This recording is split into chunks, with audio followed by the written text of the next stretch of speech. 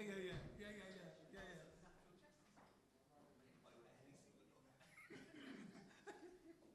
I only get it a little time after. Then he was saying I didn't get it. Well, I don't have my LEC, so I didn't, huh? I didn't get it. I didn't get it at first. Honorable Minister, Mr. Richard Seeley, distinguished panelists, ladies and gentlemen all. My name is Ulrich Seeley and I'm the principal of the James Stewart Academy of Politics. My distinct pleasure is mine to, first of all, welcome you here tonight and to be moderator for this session. First of all, I must offer an apology for one of the panelists, Dr. Don Marshall. He's going to be running a bit late. He should be here in about 15 minutes' time. But we will proceed until he comes.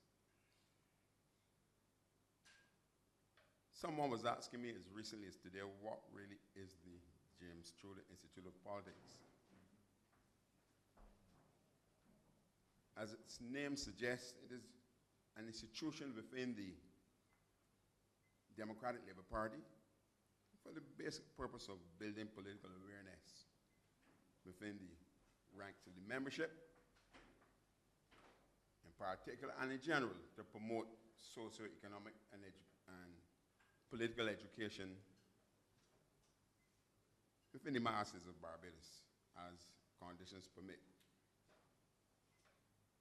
It was in existence for a while, but it went into a bit of a bent in recent times. It was resuscitated under the strict instructions and guidance of the Prime Minister, the Honorable Francis Stewart. And we started with an activity during our last annual conference, what we call it a midweek session. You know, the conference went from one weekend to the next. I think it was on the Wednesday we hosted a session on the evolving industrial relations climate in Barbados. And we had a very enlightening night. The committee, as I said, was resuscitated with the direct, as a consequence of the direct instructions of the Prime Minister, and he has appointed Minister Seeley to oversee in a general way the work of the Institute, and to some degree, hence, that's why he'll be here tonight, or he's here tonight.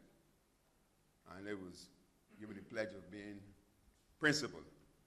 We have a little committee, which we may call a coordinating committee that will assist me in preparing the activities for the Institute.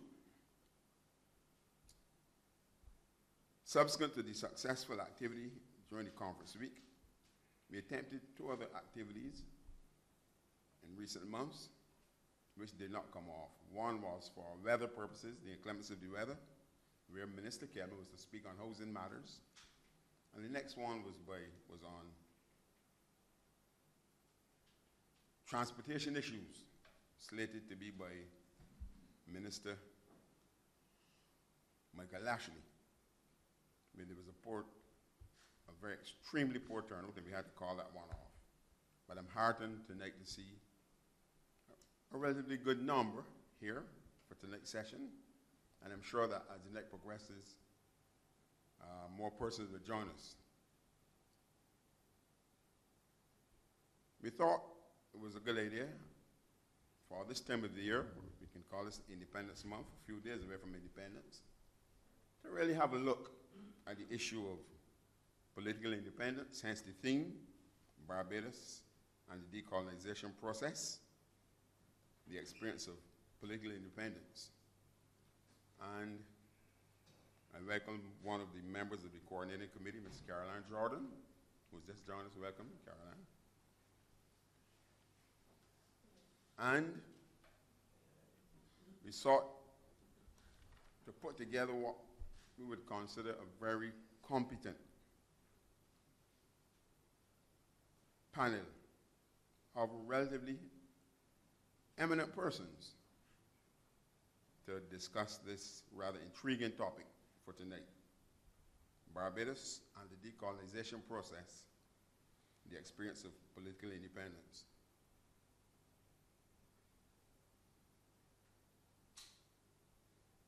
These panelists are Senator Harcourt Husbands, Parliamentary Secretary in the Ministry of Education, Ms. Maureen Holder, political analyst and radio talk show host,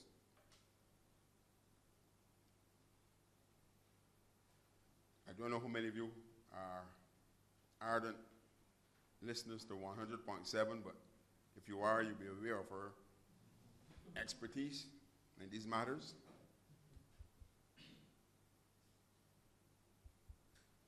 And of course, as I said, the person whom I apologize for who will be late, Dr. Marshall from the Alfred Lewis Institute of Social and Economic Studies. These will be the persons who, as I said, will be looking after addressing this topic for us tonight.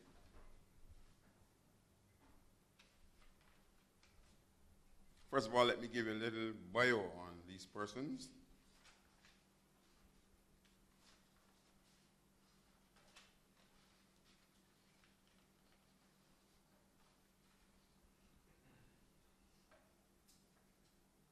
Sister Holder attended the Barbados Community College and successfully completed the associate degree program in mass communications in 1992. Apart from her qualification in mass communication, the associate degree, she also went on to do political sector management at the University of the West Indies and was for some time a teacher. She taught Caribbean politics on a part-time basis at the Barbados Community College. And as she puts it, as the opportunity for further education presented itself, she left Barbados to attend the University of Westminster in London, where she obtained an MA in diplomatic studies with merit. Once again, the opportunity presented itself. And at KFIL, she pursued an MSc in international trade policy, as I said, with the University of the West Indies, KFIL. And part of that activity took her through Europe, and in particular Brussels, where she interacted and participated in programs relating to trade and those matters. And as I said earlier, she is a talk show host and political analyst for the Caribbean Broadcasting Corporation 100.7. And she's still on the studying path. She's currently pursuing her Master of Philosophy and doctoral studies and focusing on areas. And in this process, she's examining the challenges of the new political and economic environment on CARICOM regionalization. So, we don't know. But pretty soon we might very well have to be called her, I can't call her, we will be calling her Sister Maureen. She'll be Dr. Maureen. Time takes care of those things. She is still currently pursuing the studies. We have Senator, as I said, her husband's with us. Parliamentary Secretary in the Ministry of Education, Science, Technology, and Innovation. Senator Husbands is a trained teacher with over 20 years' experience. He holds a University of the West Indies teacher certificate, a BSc degree in public administration from UE, and a master's degree in labor and industrial relations from Rutgers, the State University of New Jersey, USA. And persons who know of the program there would suspect or quickly conclude that he would have to have been some serious practicing trade unionist. He was. Senator Husbands has an impressive track record of high-profile service in Barbados. And here it is. Early in his career, he was the General Secretary and President of the Barbados Union of Teachers, and President of the Congress and President of the Caribbean Union of Teachers. He was a founding member of the Congress of Trade Unions and Staff Associations of Barbados and worked for the Communication Workers of America in Trenton, New Jersey. He also served for several years as the Executive Director of the Barbados Employers Confederation. And in this capacity, he was the Chief Advocate for the Barbados employers in all industrial relations and human resources development matters. For 10 years, he was the Chief Spokesman for local employers at the International Labor Conference in Geneva. He also served on the board of the Caribbean Employers Confederation. He has served on several local boards and committees, including the National Insurance Scheme, the Barbados Accreditation Council, and the Samuel Jackman Prescott Polytechnic, where he was chairman of the board. And until he comes, I will give you his bio as well, Dr. Don Marshall. He's director of the Sir Arthur Lewis Institute for Social and Economic Studies. He holds a BA honors and an MPhil from the University of the West Indies and a PhD from the University of Newcastle upon Tyne, UK, in international political economy. His current research areas include the globalization phenomenon, offshore financial centers, scientific finance as a discourse, industrial policy issues, democracy and governance in the Caribbean, and in the Eastern and Western Caribbean.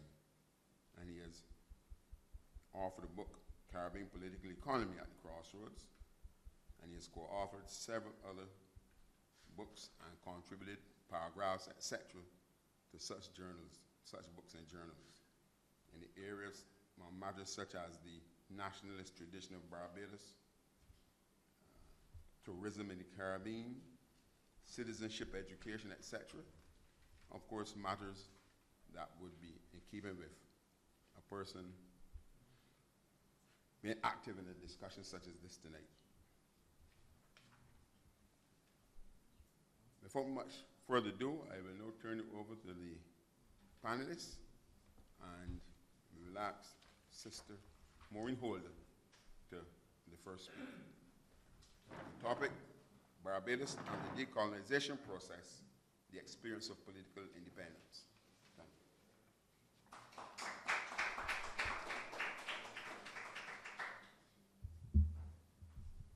you. Good evening. Thank you, Mr. Chairman. I wonder if I could just get this a little lower instead of speaking up like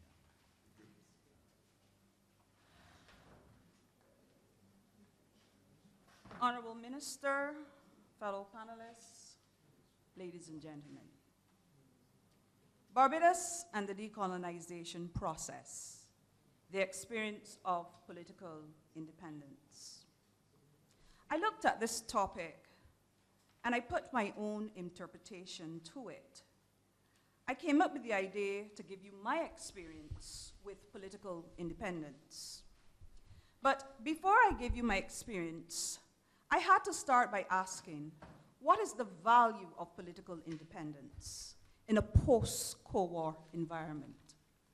The question, in my view, is particularly relevant given the new global context and all the challenges that lie therein. Posing this question to you, I would imagine that all of us, in answering this question, will answer it differently according to our social reality, and of course, adding a couple of historical facts. However, I start at my point of reference with the post-Cold War era. It allows me to make comparisons and better understand and appreciate the concepts of nation building and self-determination. At this point, I have to explain to you that decolonization is a process, that political independence is only one aspect of the decolonization process. The other important aspect is economic independence.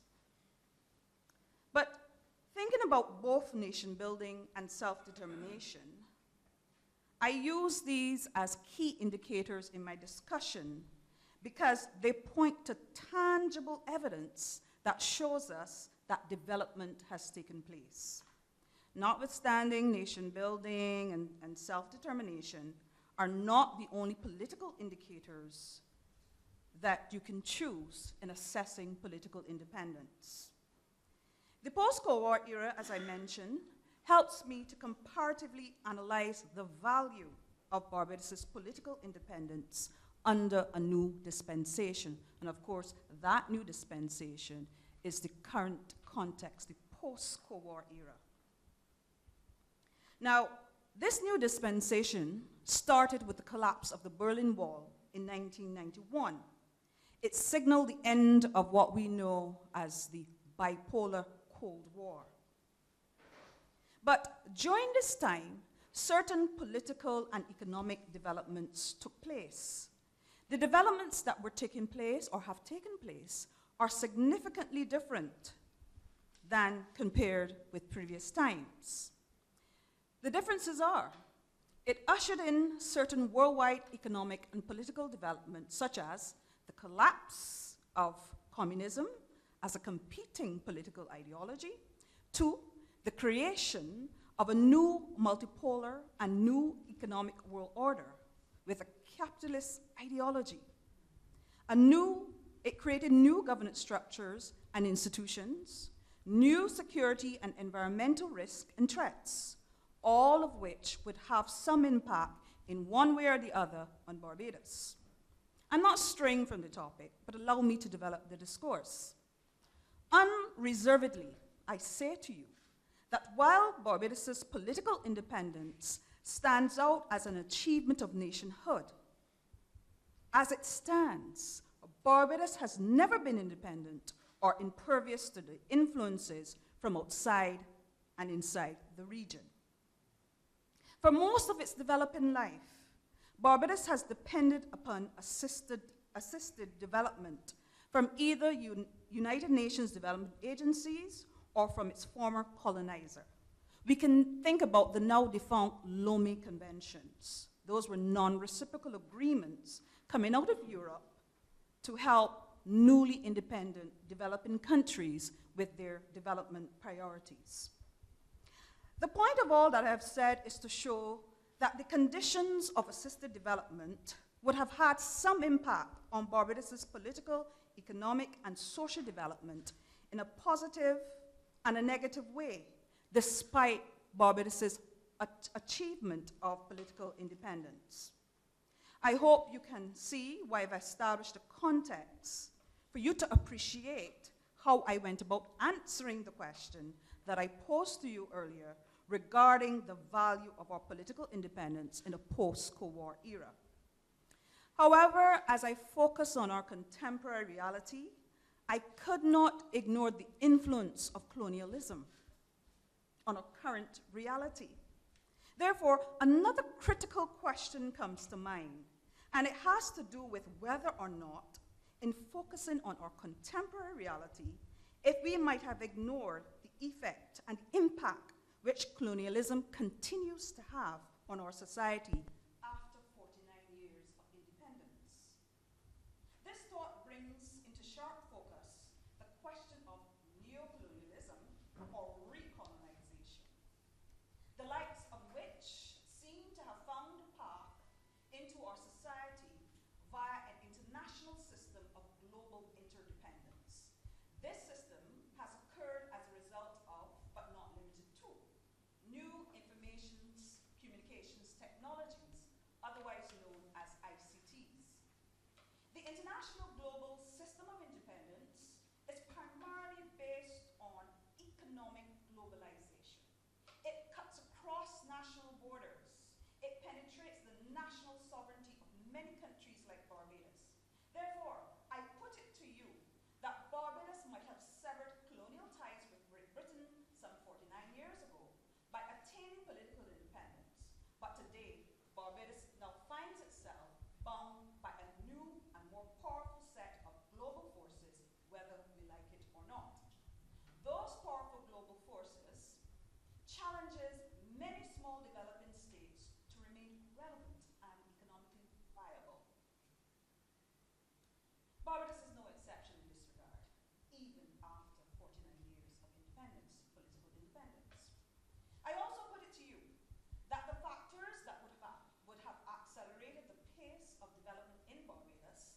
thus making it easier to put a higher premium on our political independence, has, by virtue of a series of negative external events, been undermined.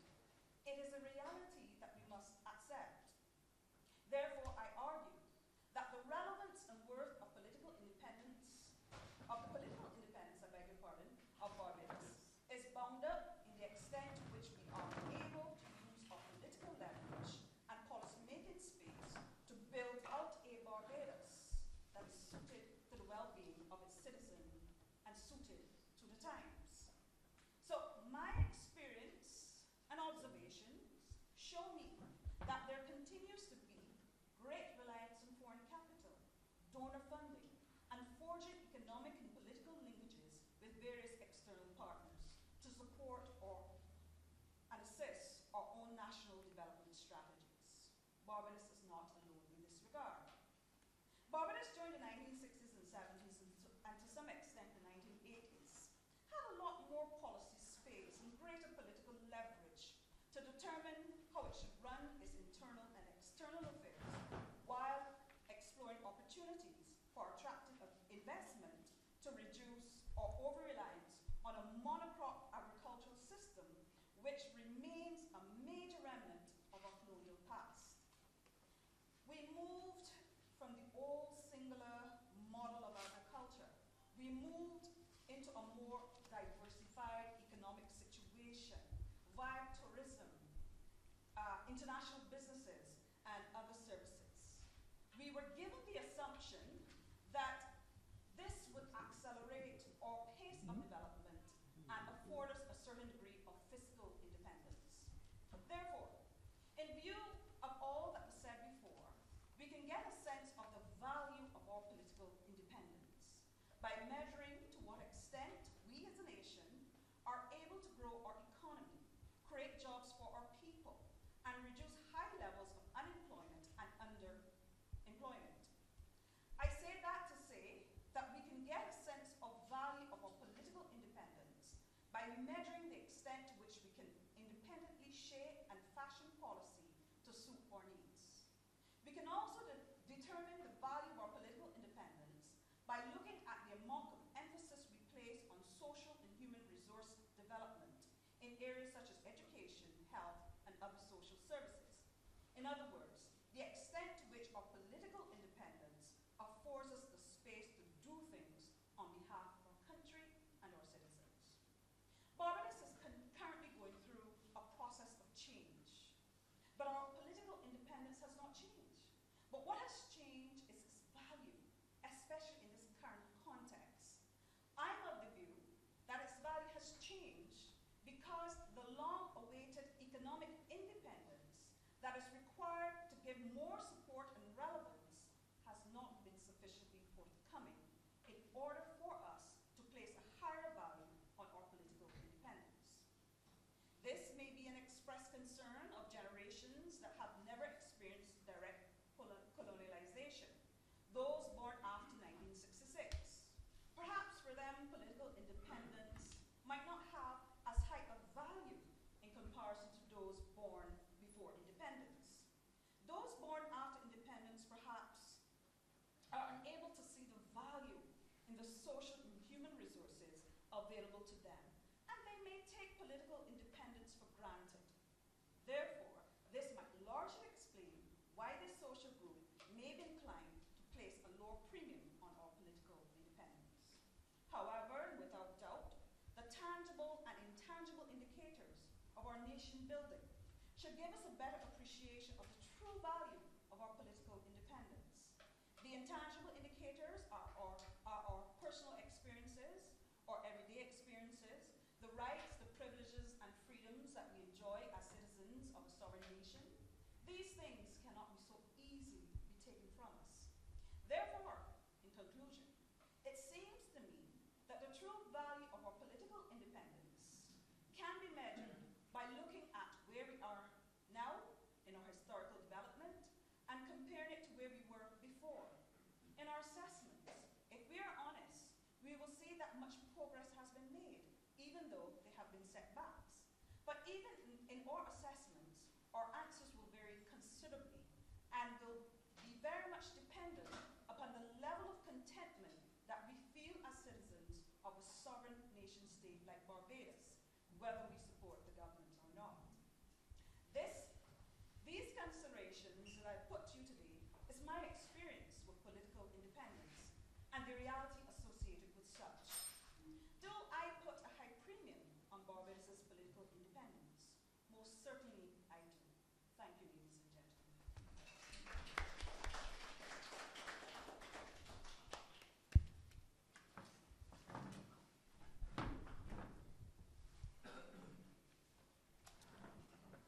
I welcome MP Mr. James Paul, welcome, and other persons who will have joined us subsequently. And I also welcome Dr. Don Marshall, who's just joined us. We got an excuse for his delay. And, sir, I probably call him to report him at this point in time. Yes, sir. Your boy has already been ready. It has been? 2 minutes later with a walk straight from there here. Goodbye, sweetie.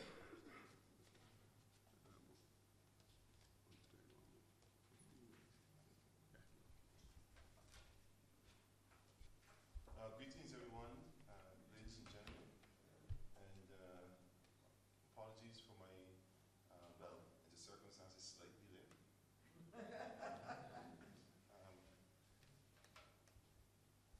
I have the unenviable task of following someone who I would have taught and who I've seen grow. And the most problematic feature of my slight discomfort is that I didn't hear 3/4 what she said. So I run the risk of covering ground that she may have covered. And so, in light of that, I am going to slightly call on my own long record of researching and writing on this kind of topic, and just simply speak to you in the next 13 minutes, recognizing that the night is wearing. A number of things that the topic should come up to us as important, and that is the whole question of political independence and what that means, and this business of decolonization. Now, decolonization, as far as I'm concerned, left behind after 50 years some unfinished business. And that is the transition away from a conservative, invoice-dealing, economic class of merchants, bankers, real estate agents, and so on, a very conservative enterprise elite in the direction of a new economic class of producers. And by producers, I mean producers in the area of export services, producers in the area of manufacturing.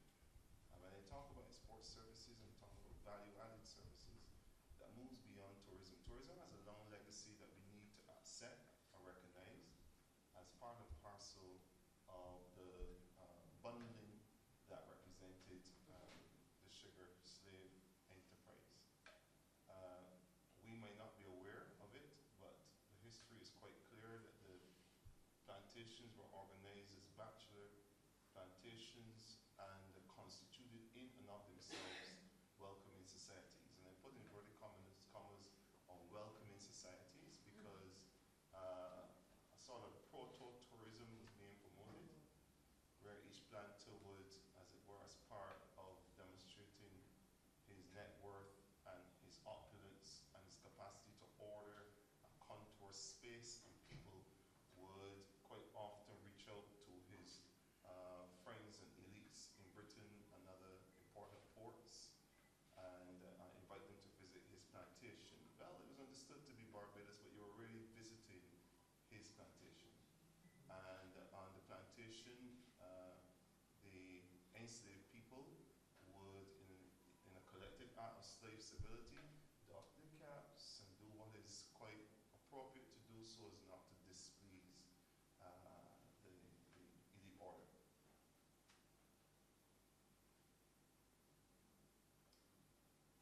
of slavery, in fact, throughout that entire period, the social reproducibility of those societies hinged on the class coalition interests among those that held credit, that is to say merchants, and those that owned wealth, and that is to say property as legally defined to be land and people.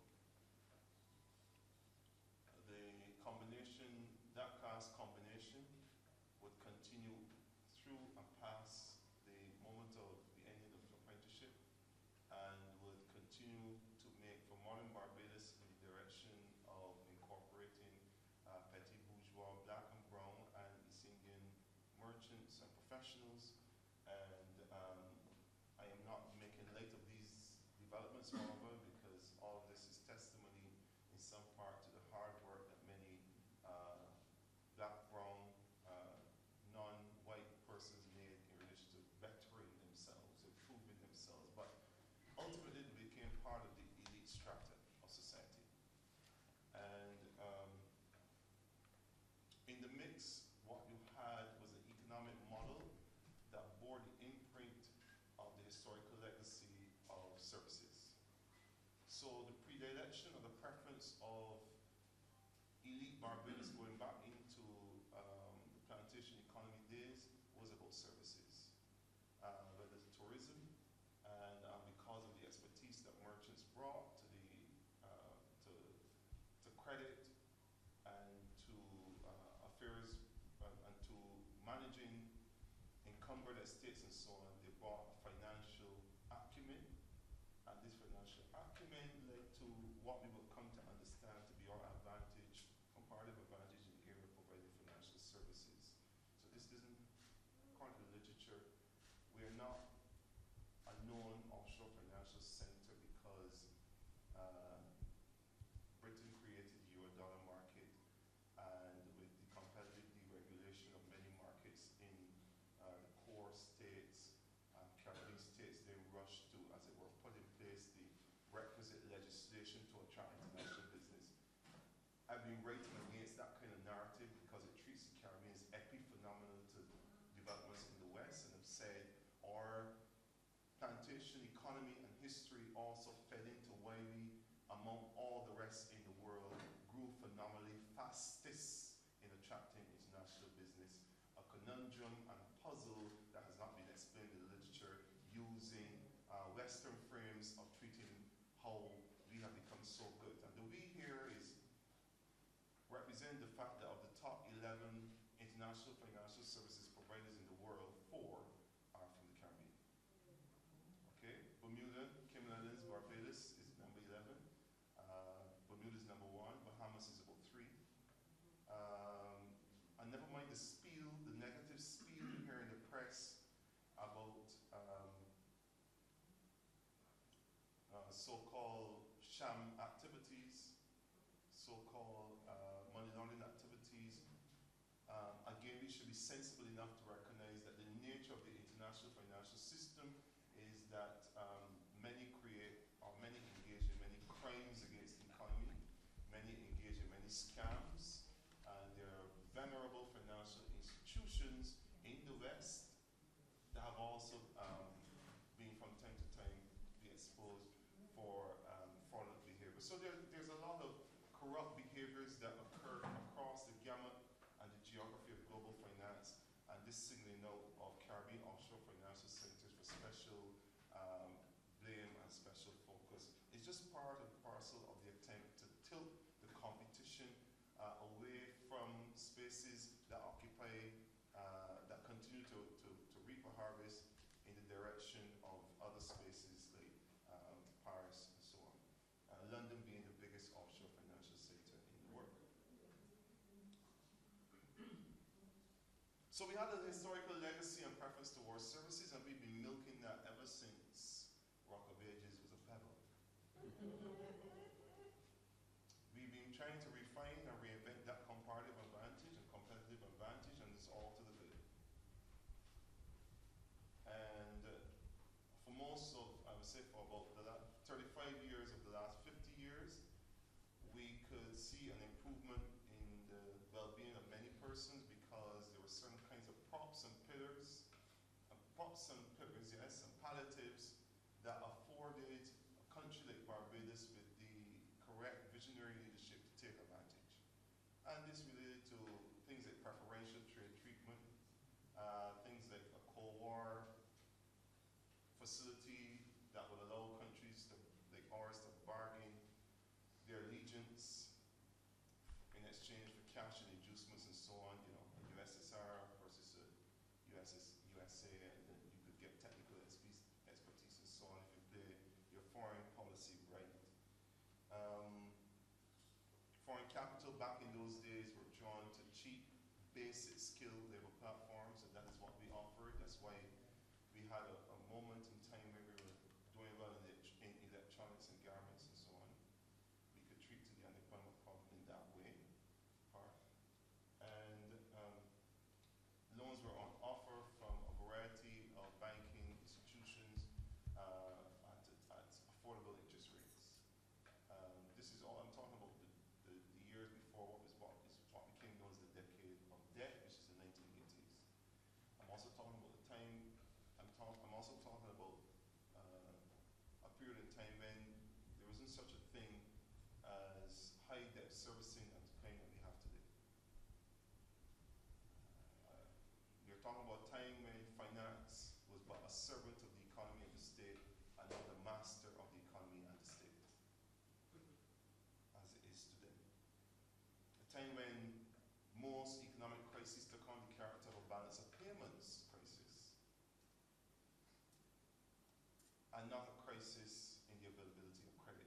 Capitalism's first crisis ever, where capital was not available, was 2008. That never used to happen. What you had was a saturation of available markets because of overproduction of commodities. And when you have a saturation of available markets with the overproduction of commodities, you had a price fall and a profit squeeze. That was the character of the crises that Marx and others spoke about in relation to the capitalism's tendency or its capacity to be always crisis prone. Right? But the nature of where we are today, where voluntary self-regulation norms govern the international financial industry, and by that I mean no parliaments, no Congress, no legislatures. It's a wild, wild west of markets involved in the production of finance and financial products, financial trading. It's wild out there. There's candy floss money and more money than you can count. Nowadays, a trick that is often played on many persons who think that they know a lot about investment and finance is to ask them to write $1 trillion. They never do get the knots right. So we live in a different world, and the props and palliatives that brought us for, let's say, 35 years of that 50 years are not there anymore. So we could build a political economy as Barrow and his successors would have done, based on the way in which the world economy and structures were configured. In the last 15 to 20 years, however, I would say accurately about last 21 years, the game was up. And Barbados had to get past its limited diversification.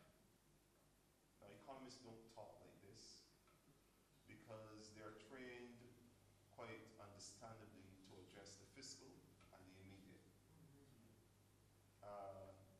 And quite often, and we will agree that our finance minister sees the bills coming in. That's his reality. The bills are coming in every day.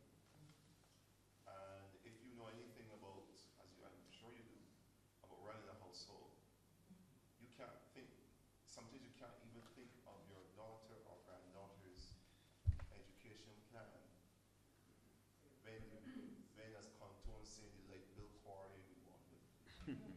Right? You can't see the wood from the trees. And it's natural. So finance ministers, because they routinely have to deal with the fact that they're collecting less money than they're spending, they always have to deal with that crisis. And because the country's earning the other side of the equation. It's collecting less revenue than it has to spend internally, and then it's earning less than it requires less than it could actually spend in hard currency. It creates a double whammy. But for a long time, we have been rearranging the deck chairs of the Titanic by simply managing repercussions. And the last government managed to do so, and this government continues to do so. And we reward during the election time the capacity to which we can manage repercussions. But the uncomfortable truth, the difficult dialogue that we have to engage is that there's a limit, right? To how much you can continue to do this, to play this game. We've had some painful economic measures implemented recently. We could always debate the how, but the why is pretty much settled. But the how is always up for political debate and discussion. The only thing natural, I tell my students, the only thing natural and unquestionable is sunrise and sunset. So everything else is up for question and critical interrogation. Nothing wrong with that. So the how could be discussed. But which brings me now to the last 3-4 minutes of my talk, because I had to do that, give you that sweep. For me, professionally, I keep an eagle eye on what is happening in relation to attempts to foster that new economic class that I said decolonization left behind. Because there's little point talking about political independence and miss that part and parcel of why we would want to manage our own affairs. And that's a language, a phrase that the late Walter Barrow would use. That independence was about gaining a greater capacity to manage one's affairs and to exercise some degree of self-determination, which always was a tacit admission that all development is dependent development. This idea that you can splendidly chart your own path and choose your economic model as you freely will is a myth. Okay?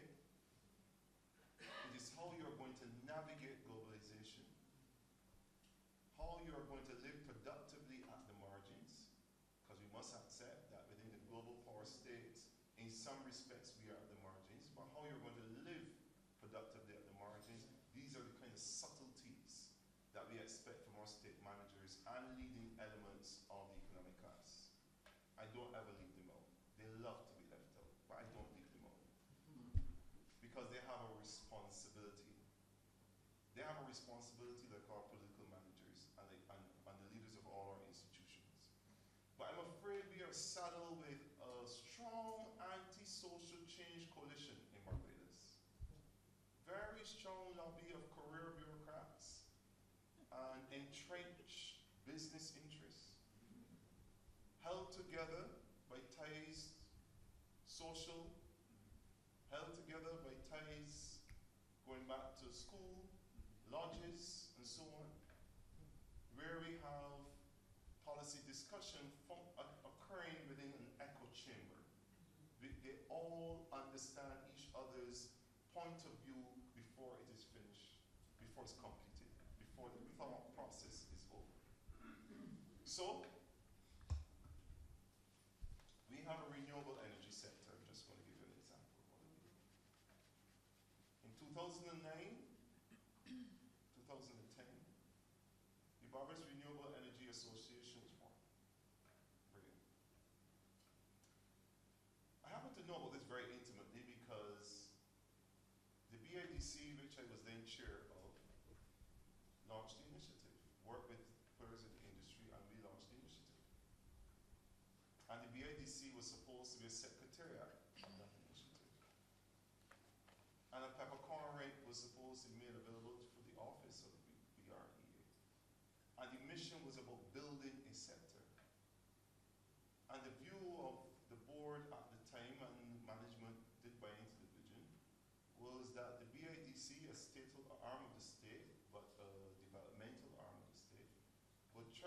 stimulate and give rise to a new group of persons interested in industrial engineering, inventions, and other things to do with creating new renewable energy business and products. Here was an opportunity where you couldn't say that big players were crowding out that sector. Yes, there was one big player, but in the area of renewables, the field, as far as it was concerned, was open. Many of the studies about black businesses over the last 50 years have fell susceptible to this idea that you can talk about black businesses outside of the structural features of the Barbados economy. If you have established commercial dealing interests in real estate, difficult to break through. Don't care what color you are. If you have established businesses in the import, export sector, difficult to break through. Import trade, difficult. Real estate, insurance. You know, finance, insurance, real estate, fire, F-I-R-E. If you try to break through into fire, you won't get burned. Right? It's dominated, it's the nature of capitalism and not the nature only of color. I don't discount color because there's some sociological reasons why things happen and when they don't make business sense. But I'm saying fundamentally, the iron law of competition among firms is that the big players don't give up and don't give in. Okay? And we have been butting our heads trying to muscle in these particular territories, particularly when we are highly dependent on the banks that they control. So the renewable energy sector was supposed to be the filler. This is 2015. I'm hearing about the facility by the IDB. And the money is so dispersed. But I'm ready to ask difficult questions. This is 5 years. Outside the established players in the renewable energy from yesteryear, what is going on in the sector among new players? I'll just leave that there, but I would want to know what is going on. I see a number of big players, traditional players, making a big splash about importing photovoltaics and putting them down. And I'm saying, where is the value added in the invention associated with that? Who is developing prototypes for different kinds of renewable products? You know, what about all those persons who are working with certain kinds of reusable equipment and so on, and trying to come up with new products? What about those persons involved in exploiting the biomass opportunity presented by the Sargassum seaweed? You know, what's happening to them? Where's our imagination in that direction? If Emira/Barbados Latent Power can make this announcement on my CBC television about the plans they're planning to do, I want to see a company, and I know all the companies, involved in new research and development in renewables. I want to see them come forward and be saying they're recipient of a grant on a set of money to stimulate their own enterprises as well. And that's not happening because there's an anti-growth, anti-social change coalition that has nothing to do with the regime in power. It's just a part and parcel of how Barbados is run. So political party A or political party B run risks in alienating certain entrenched interests.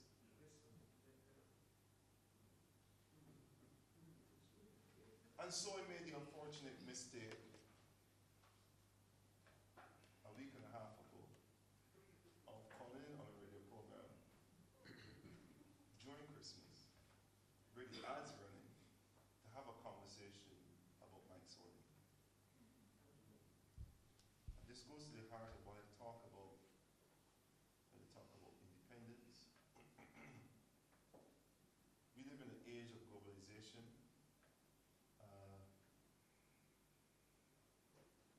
I know know some people believe that we are now in a new global era, or that we've been in this global era since 1970. But capitalism has always been global. And you have to understand what different varieties of capitalism are about. But when I say that we run the race, Barbados now at 49, approaching, of having its economy denationalized, some people misunderstand what I mean. I have said, if you have a government or a minister of finance who is fashioning policy to give stimulus to local businesses, where those decisions are being made in Port of Spain, in Canada, and so on, not in Bristol, there's a disconnect.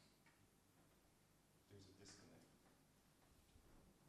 All countries have a responsibility to give rise to autonomous industrial deepening, autonomous value-added strategies. Autonomous. And it doesn't mean, when I say autonomous, that they must be splendidly Barbadian.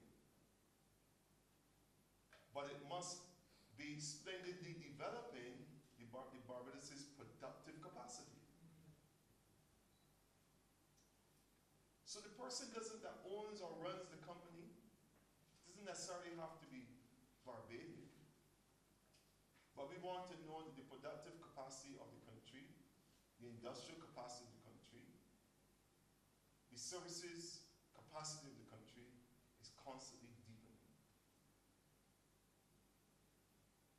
That when it remains a low-level activity, we are talking about a denationalizing of the economy. When you cannot harness foreign capital, let me put it this way. If you cannot harness foreign or regional capital to also serve national ends, you're failing. That's the game all over the world. You must harness that capital to serve local ends and means as well. It cannot be the negotiation cannot be simply along the terms of the foreign investor. There must be a plan to harness things other than simply employment and protection of the environment. We must build capacity in that regard. And so, going forward, I do believe that it is important that we grasp the opportunity provided by this moment of reflection. We'll have about another 13 months of engaging in nostalgia and also looking forward. And it provides a moment for us to say to our thought leaders, our political leaders, and those with the collateralizable wealth to make the difference, that some attention must be paid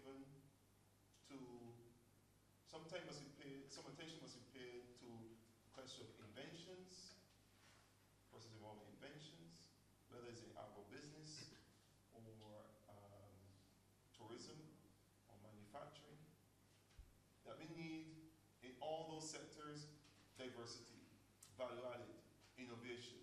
So if it's tourism, we want diversity, value-added, and innovation. If it's manufacturing, we want the same thing. If it's agriculture, we want the same thing. The only thing we're going to be talking about is how we increase the value-added capacity of the Barbadian people and the economy. And stop confusing the provision of economic opportunity with economic development. A trick is being played. You can only have one Rihanna at a time. And you can create many opportunities for persons to earn a good living and at the same time lose the development soul of the country. Alright? So everybody cannot be an entertainer making money. We can't convert all our young people into entertainers. Because that provides them with economic opportunity. It says nothing about economic development. Alright? I'll leave you with this one last thing that I normally do with students. In China,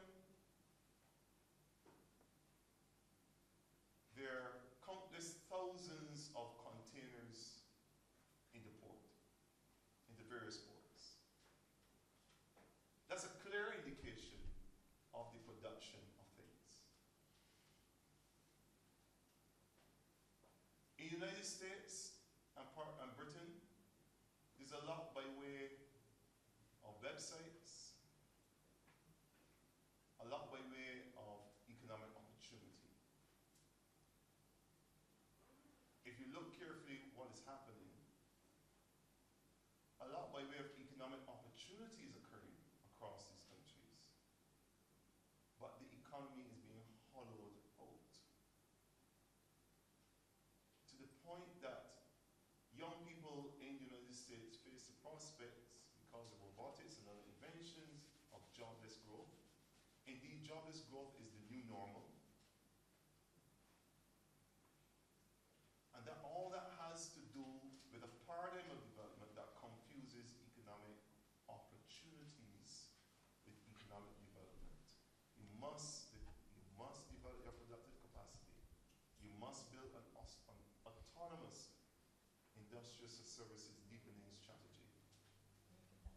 You can't get away from it. And I think Yeah. it's overspent my time.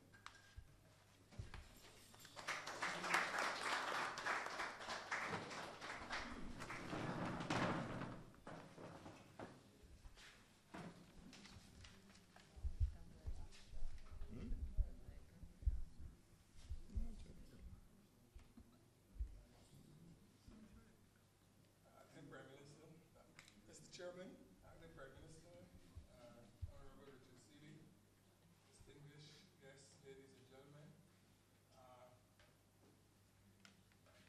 To be honest with you, after those presentations, I don't know where to go now. I spent the afternoon attending two funerals. One is St. Patrick's and one on the West Coast. I haven't gone out of my work clothes or anything so far. But let me say that when I first received the invitation to participate in this discussion, I accepted it with some enthusiasm. My old friend and comrade Alric, once I heard his voice on the phone inviting me to participate, I felt confident that I could do it. But as the thought set in, That's way hard. I realized quite seriously that preparing for a discussion on Barbados and the decolonization process, the experience of political independence, was a challenge. 25 years ago, I would have been able to speak on this topic, get up out of my bed at midnight and speak on this topic. But the preparation for it, I find in the years that have gone by, has been very difficult. And partly because my time now, unlike 25 years ago, is not spent thinking about Barbados and the decolonization process, the experience of political independence. I tell you how my time is spent. I don't know about the acting Prime Minister, but I suspect that this goes for him also. I have on my iPad a picture of some people at NASA applauding when they realized about 2 months ago that the satellite which had been launched 9 years ago was circling or approaching Pluto and taking pictures and sending it back. And my time is spent trying to work out how, when the next picture like that is taken, there are going to be Barbadians in it. What we're going to do, or what now in the educational system. And when I say that, I don't mean, I'm using that as a figure. I'm taking Don's point about innovation, creation, and so on. So my understanding of it may mean that my understanding of the experience of political independence and decolonization has shifted somewhat to how do we expand the Samuel Jackson Preston Polytechnic or the Barbados Community College. My day is spent consumed with these issues. And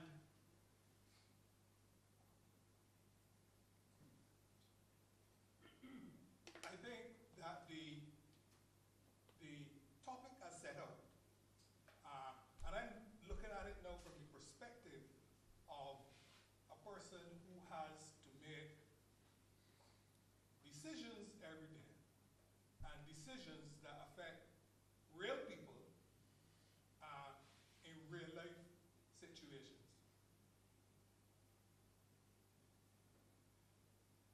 What we can say, and I think essentially the panelists that have gone before me have said this, is that the development model that we have used since independence has come to an end. I don't believe it has failed, but it has come to an end. And the reasons for that have been articulated very well, I think, by the other panelists. And we have to reach a stage where we understand that issue, that the process, I mean, the crisis that Don referred to in finance, the general economic crisis of the 80s, and so on, are all indicative of the fact that we now have, what happened during our post-independence period is that we borrowed money to finance development programs, education, and so on and so forth. And now the bills have to be paid. And that, I think, is the challenge that we have to confront today. I'm going to say what I consider that the government is doing, and the program that the government has embarked on to restructure the economy in order to be able to deal with some of these issues. But that is the challenge, I think, that we have faced. The model that we have used is at an end. And Barbados is not in any way, in any unique position from any other place in the world. I mean, Don makes the point that capitalism has always been global. So all of the features and all of the challenges that he discusses about the nature of capitalism and its stage is present in Barbados as it is present anywhere else. We cannot develop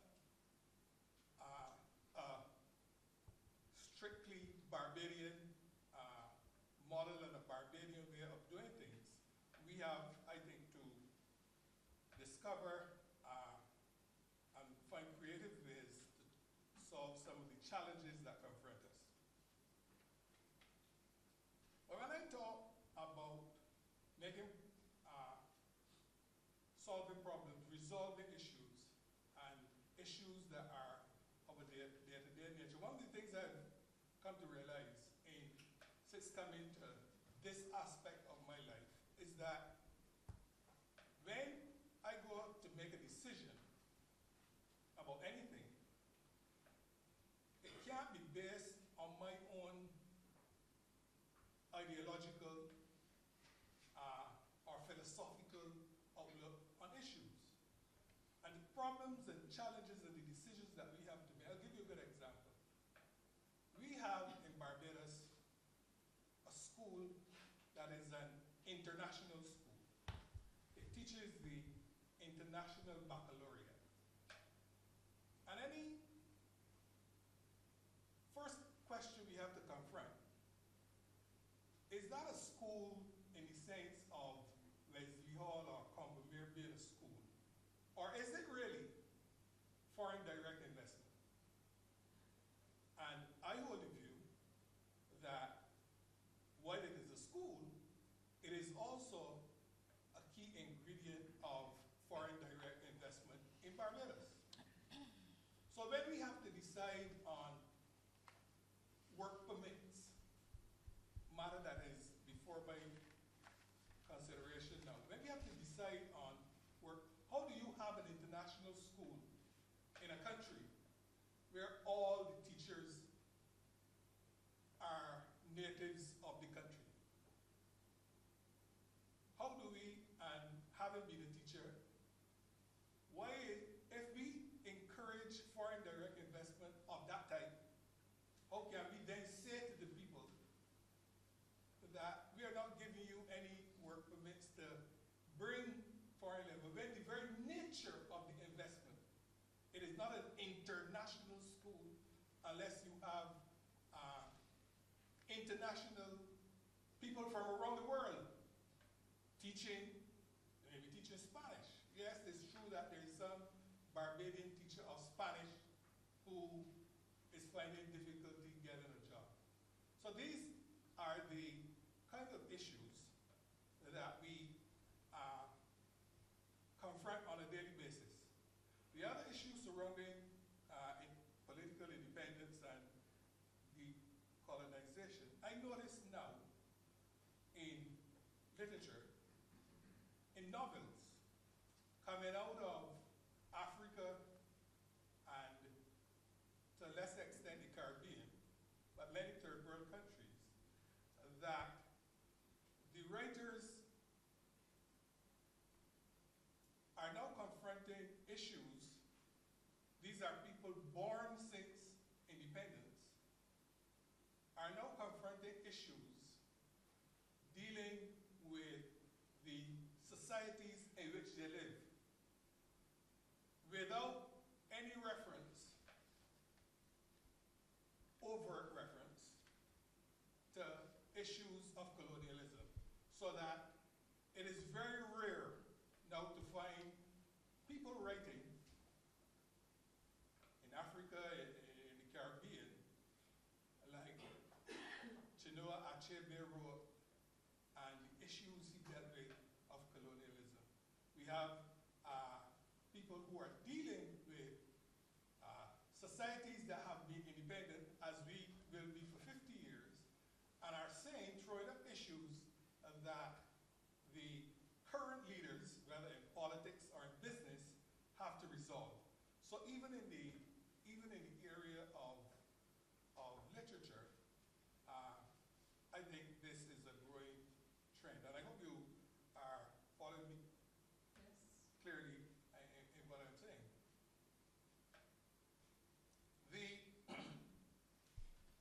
The government, I think, has understood clearly that the development model is at an end. And we are in a process now, I'm much more confident of it than Don is.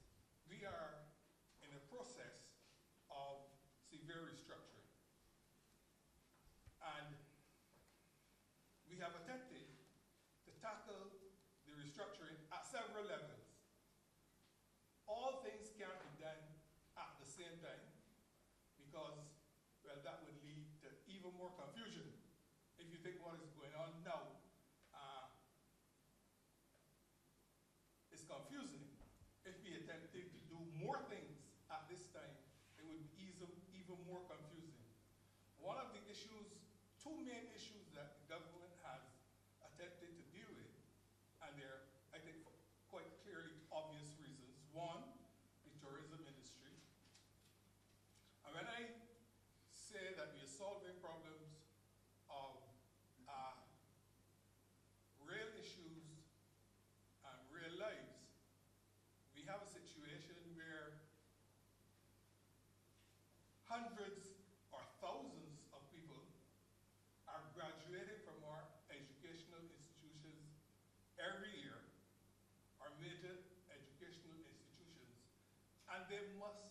jobs must be found for them. You know, there's a tendency sometimes for the employed to put certain premiums on new jobs. These are people who are working. And there's a tendency sometimes to put premiums on new jobs that prevent the unemployed from finding a job. So our expansion in tourism, which is ongoing and going to be much deeper, aims at upskilling the people and finding employment for them. In the area of renewable energy, well, in the area of energy, there are issues, as Dawn has mentioned, that arise, and these have to be resolved. But the main table that the government is setting, because if we are going to do anything, we have to deal critically and in an emergency way with the main foreign exchange earner and the main foreign exchange consumer. And the issue in energy is to cut that $900 million or whatever $100 billion it is bill for an exchange that we spend every year on renewable energy. That is, in the immediate sense,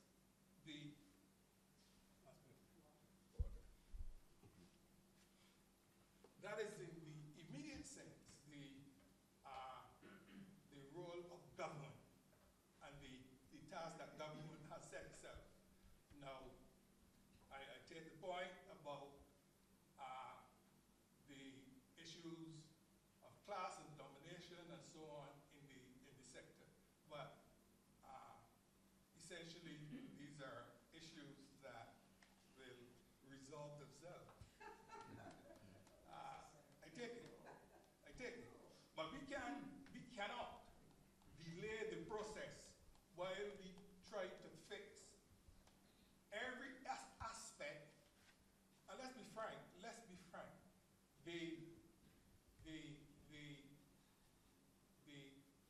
There is, in this time, for people with access to finance, opportunities to exploit the situation. But we can't attempt to fix every social relation. I think the government sets the broad outline, taking into account the challenges that exist. On the governance level, the Democratic Labour Party in the 1990s started the process of the social partnership. I'm of the view that the social partnership has the potential to redesign and change substantially. Notice I said has the potential to redesign and change substantially the process of democracy in Barbados. I know that a colleague of yours down from the university advised the unions not to participate in the social partnership. In short, advised the unions not to talk to government. Well, when I was at the Barbados Employers Confederation, these are issues that come up. Every now and then some employer would come and say, we should be in this social partnership. That is for the workers, the government. Well, my advice was always, if the social partnership is breaking up and everybody breaking away, that's the way it is. But I'm not leaving the social partnership for the government and the workers to continue to talk. So why should the workers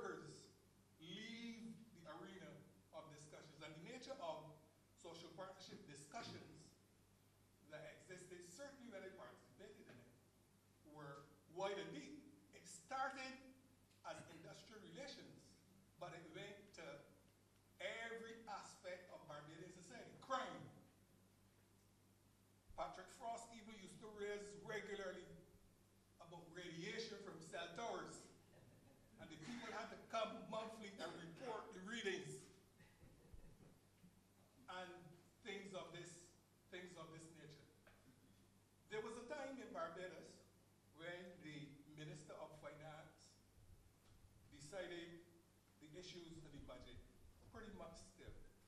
But the process of consultation, and it's a process of consultation. The social partnership is not parliament. It is not an alternative government. It is a process of consultation. You get the opportunity to make your points and make some contribution to that budgetary process. Some years you may not see anything that you suggest. In subsequent years, or on other occasions, there are things in the process. But I think, and the way in which many countries have looked to the process, because there are many countries around the world where the government, the workers' representatives, and the employers' representatives can't even sit in the same room, far less have civilized discussions on issues. The other aspect of governance, and these are, change occurs, well, sometimes sudden and dramatic, but in most times, the majority of times, change is like watching molasses flow up a hill, slow and deliberate. The other aspect of government structure that has suffered very negative political pressure is the constituency councils. It has the potential to deliver democracy and accountability and governance at the street level in the country. It has, I'm convinced that it has that potential. And if you link that, remember the social partnership started as tripartite, and there is growing noises, clamor by NGOs, by the churches, by some service clubs and so on, for the expansion of the social partnership. If that occurs, along with the growth and dynamism in the constituency councils, the Barbados Labour Party, on the surface, or rather publicly, they are hostile to the constituency councils. But in various constituencies, their representatives participate fully. They don't say that out to the public. So, I think there is, on the level of governance, I mean, there are other issues that ought to be addressed. But I think that we have been laying, and this government does not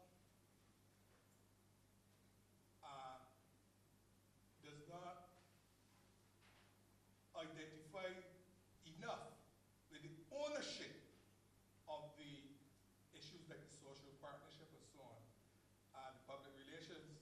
I know there have been several attempts to think of the public relations to make people more aware of the issues that are being discussed. And they talk about that all the time, but it never really happens. So we have this challenge, the end of the old system. I think the panel, we are all agreed on that. The old development model has come to an end. We could debate the reasons why it has, but we agree that it has come to an end. I'm certainly of the view that the government is charting new paths in several sections of the economy, the major sections of the economy, and in several other sections of the economy, and we are going about it apace. Now, this process is affected by the prevailing economic conditions. We would really like to go ahead with all the things that we're doing at a much faster rate, but that is not at this stage possible. So we are confronted with the challenges, and as I said, I've come to the realization that in making decisions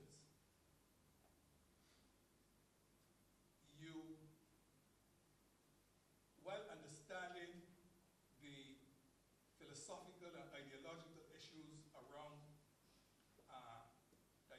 space that you have to operate in, that a decision is a very good one that I always talk about, and I'll finish with this. When I was in the Prime Minister's office dealing with immigration, there was an issue of a man who bought a hotel in Barbados. He spent his own money buying a hotel for whatever reason. It didn't seem to make sense to me, but that's not my business. He spent his money. And he wanted his uncle or somebody to be the financial officer. The man didn't look like he had the qualifications, but I mean, if you come to Barbados and you buy a hotel, and you are employing 100 Barbadians at good union wages, and you want your uncle to be the financial controller, should I tell you, no, we have a lot of accountants in Barbados who could do that job? I mean, that's an issue. What I'm saying is the problems that some decision makers have to confront are not clear and easy. Now, I have to make a decision that is in the interest not of my own wishes or my own philosophical understanding of the issue. I have to make a decision that is in the interest of the 100 people who are employed. I can make a decision, I can make another decision, and then face the 100 unemployed people because we have accountants in Barbados. So, as I said, the challenge that I've had is combining the nature and the wording of this topic with the reality that confronts us every day. Thanks.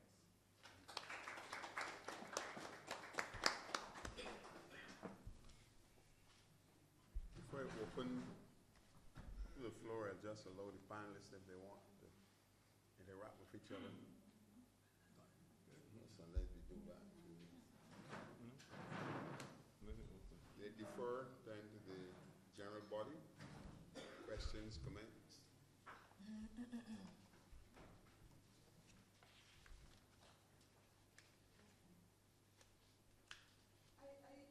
I'm particularly taken with Mr.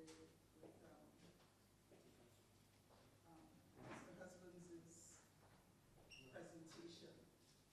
I enjoyed all of them, but I'm particularly taken with his attempt to use a lens to see the topic that is actually very creative, right? The idea of utilizing what is happening in literature to see decolonization, right? But I have an issue with all the speakers. Your position is that you are separating philosophy from management, and I don't see how it is possible that you can do that. Every action has its constituent philosophy, right? So that's one issue. Don talks about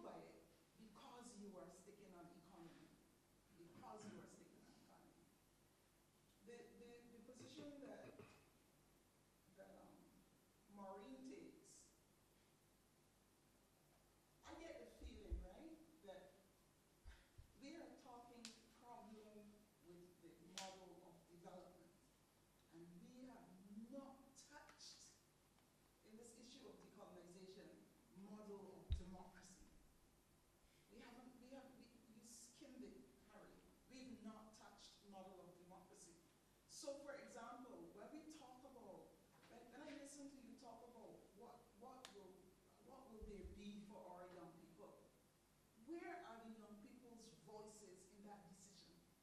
And I'm not talking about bring a set of young people over on a thing and have them, I'm not talking about that. What I'm talking about is looking to see what young people are doing, are actually doing, and following that. Maybe if we did that, we would find the productive capacity, the productive increases in productivity that you're talking about. And I'll just give you one example. I am attempting to do something that will require me to do a promotional video. If you know how many young people at the university right now who are creating videos and making money as they struggle to get through with fundamentals of written English or whatever foolishness it is we are doing. You understand? And I say foolishness meaning you're supportive of the point I'm making. So, if you tell me, Harry, that you have to negotiate real issues, well, one of those real issues is the fact that the churches, the NGOs, the whoever, the everybody, the PTA, the everybody wants to get on the social partnership. That should tell you something about the need for a new democratic model.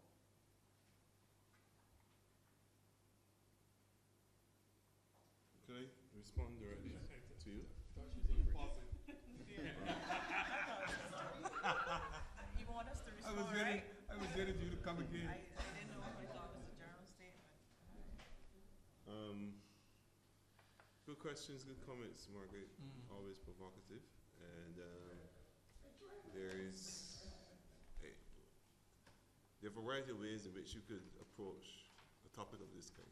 So I appreciate that there's a way in which you could ask about the value of democracy, for example, after 49 years. I mean, recently in the press, you see a drama played out over the question of freedom of speech. And one of the greatest ironies is that as the politicians talk about how a member of their political class was treated, they miss that the laws of libel and slander are set up to facilitate a kind of elite rule over free speech. So I found it extremely hilarious to listen to both the Honorable Owen Arthur and Stephen Ashley speaking and forgetting that they are legislators. And their class have set up libel laws and laws of slander in a way to circumvent ordinary people speaking their minds. Now, I no doubt believe that it might be politically unwise for the honourable member, the leader of the opposition, to sue over defamation of character through slander, terms being used, menace, and so on, despot. I don't think it would be politically tactful, because then it might be seen as another act of despotism. So it's one of those catch-22s. The problem there is they can't do that after saying that this is politics, this is not a court. Right. Right, so,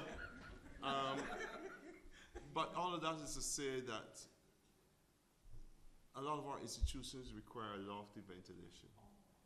You know, we control too many things that people do, and democracy is beyond the 2-second thing you do every 5 years. So I agree. The point you make about getting, my point about getting past the limited diversification, I'm deliberately provocative on the question, because colonization was built around the notion that these economies and these people could be confined to 1 or 2 bits of activity around sugar production. And that is their lot. and the accumulated remains of that project still linger on. So when I say get past a limited diversification, I mean put a value on people that could also bring value to this country through their creative talents, potential, energies, and so on. And case in point, you mentioned the persons producing film. We still have a crop over that caters to tourists. If you check it out carefully, we still do crop over to cater to the visitors. We are best glad fussy when we hear how many networks are beaming us up live to show us in revelry and good entertainment. But nobody stopped to say some of this money should be into creative rating for film. Because what we are doing at the Urban Center for Creative Imagination can only go so far, but we know, because we watch Scandal, Power, and Empire, that good rating. And this country produced Austin Tom Clark, so we can do it better than them. Right? But we are not getting those young people into workshops on how to write for film, not just writing, but there's a way to write for film. And I'm thinking, but a lot of what we can do at Cropover could be about creating film, theater, and so on for locals and visitors that like to enjoy.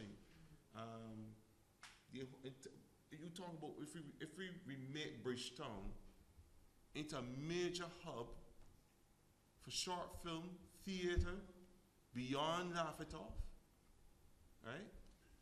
Beyond jokes, you understand? And humor has its place. I'm not knocking that. I'm saying that's well done, but it's what everybody wants to do. So getting past the limited diversification means moving beyond the monochrome expressions of who we are. We are more than that. We are three-dimensional people. We're not cartoon cutouts, as the British imagined us to be. All right, Margaret, I take your question. I take your point. I just want to say that in my presentation, I might have overlooked democracy in problematizing the topic, because you notice of the presenters I stuck to the topic.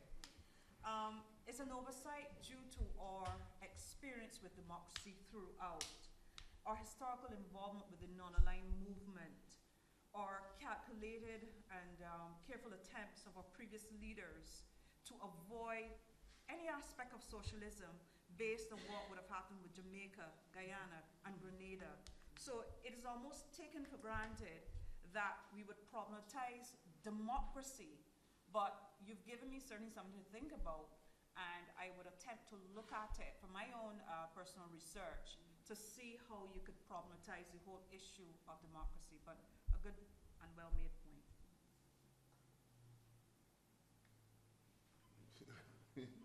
Are you? Richard Dodge Bullet? No.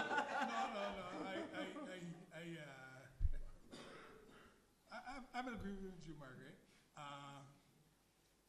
No, I think the philosophy and so on set certain boundaries, right? It sets certain boundaries, so it don't allow you to, so that you're not allowed to just do anything. Right. You're not. So yeah, I'm fully aware of the thing, but it sets certain. It can't manage you. It lays down the boundaries under which you are not prepared to go beyond. I take your point about the young people and what they're doing, and you know, when I work for the EC, you find that, and I think the same experiences with many young people, that they say a lot of things. The employers say a lot of things. Sometimes you beg them to stop talking. And you, as their representative, you have to take what they tell you and turn it, that's your responsibility, and turn it into something that you can put out there. Because if you let them continue to talk, they're only going to antagonize the population. So that's what the leaders have to do, to try to take, and there is in youth and certainly in education, a lot of that going on. There are a whole lot of programs and courses that people can do with film and what's this new thing called whatever, animation and all of these things are taking place. But I take your point.